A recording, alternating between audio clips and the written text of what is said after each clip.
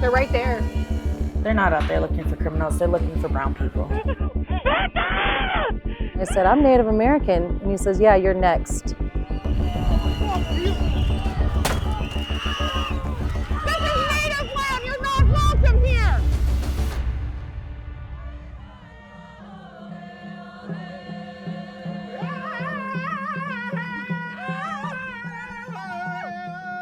So the Native community here in Minneapolis has organized this gathering today.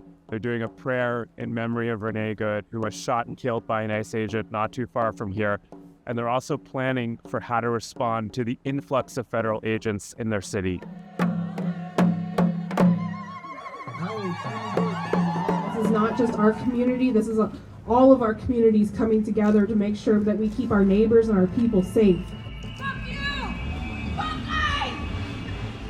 For 2 months now, Minneapolis has been a city on edge. In December, the Trump administration started flooding Minnesota with thousands of federal agents, calling their actions the largest immigration enforcement operation ever.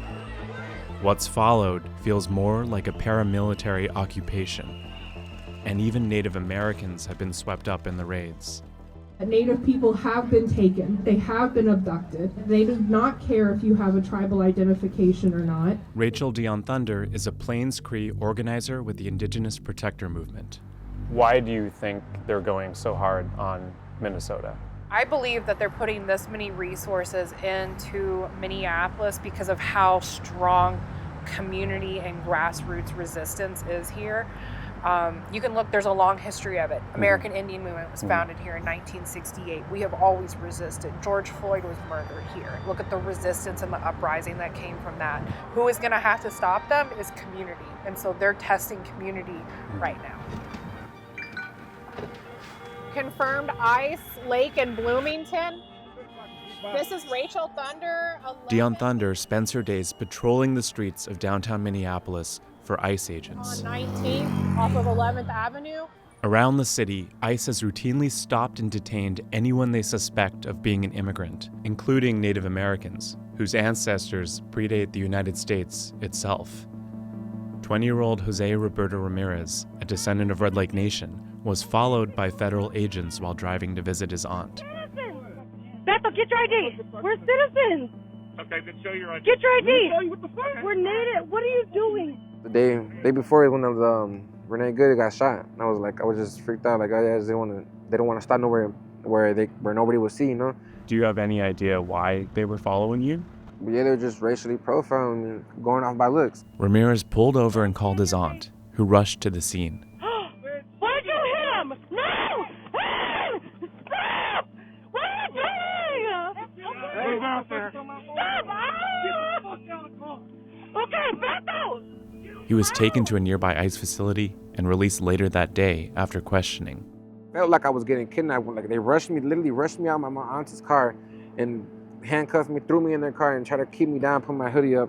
And they don't even care if you got your identification. They'll take you. Like, they're just evil people.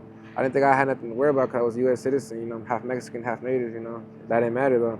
How does it feel as a Native American to be stopped by federal immigration officers? Disgusting. You are from here. We are Native. We are the original. You know, don't be scared. They can't do anything. Seeing what had happened to us and to my nephew, we are a nobody to these agents. About a month prior, I was driving over here. I was coming up to a stop, and I didn't know it was ICE agents, and they were. And they started yelling, and I rolled my window a little, and I said, "What?" And he said, "Coming for you." And I said, "I'm Native American." And he says, "Yeah, you're next." Any immigrant, I can imagine the fear that they are living currently. The Trump administration's crackdown has led many families to hide at home out of fear of being arrested.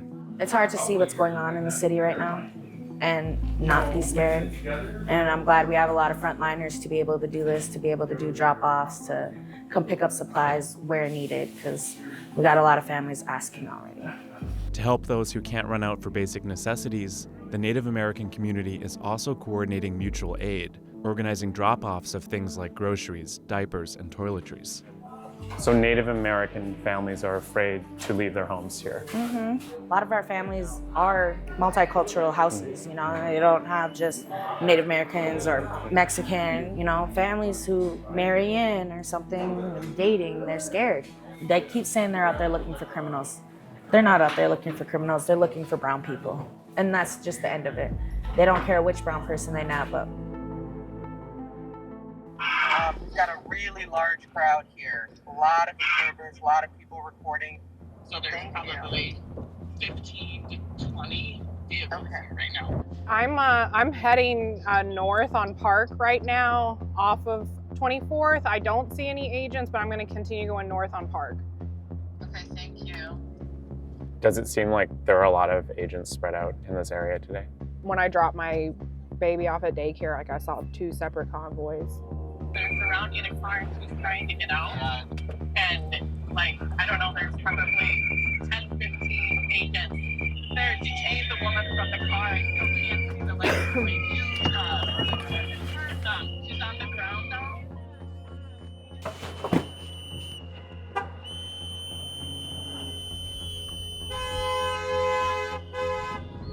Get the fuck out of here! Go out of here! You're on fucking native land! This is native land! You're not welcome here! So federal agents are blocking the street here just blocks away from where George Floyd was killed in 2020. Community members instantly mobilized. They're here screaming, telling them to go away.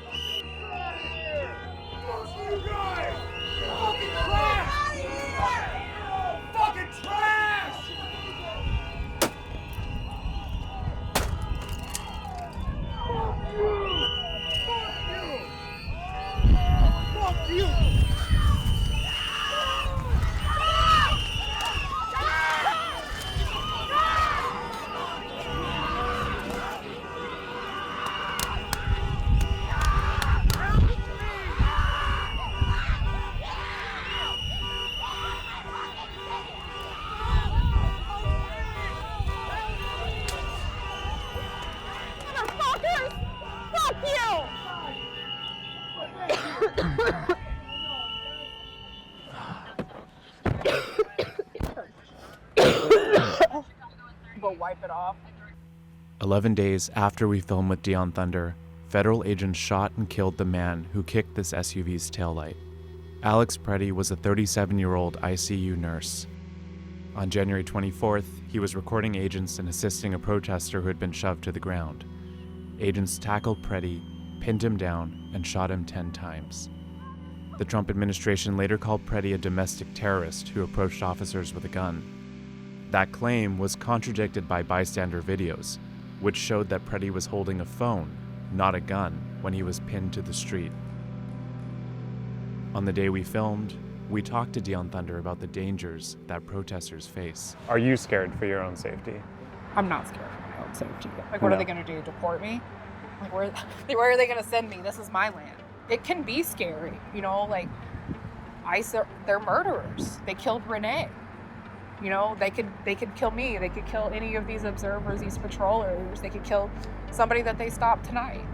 I just want to protect the people I love. What we're experiencing here in Minnesota is a violent occupation of the Trump administration under an authoritarian regime, and to not sugarcoat it that it is dangerous, it is violent, and we need every single person doing what they can to stop it. Because if they can get away with it here, they're gonna try to get away with it everywhere.